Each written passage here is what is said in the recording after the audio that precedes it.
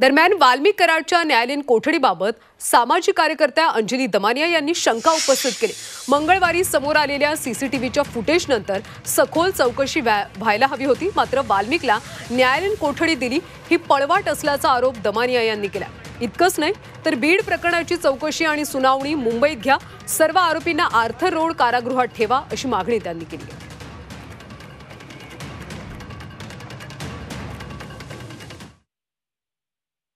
न्यायालयीन कोठडी देण्यात आली, खरं तर ही इतक्या पटकन पोलीस कोठडी त्यांची संपली कशी असा प्रश्न पडतो। कारण कालच काही व्हिडिओज आले होते आणि त्यानंतर खरंच सखोल चौकशी करणं गरजेचं होतं, पण त्यांना सुद्धा न्यायालयीन कोठडी देण्यात आली।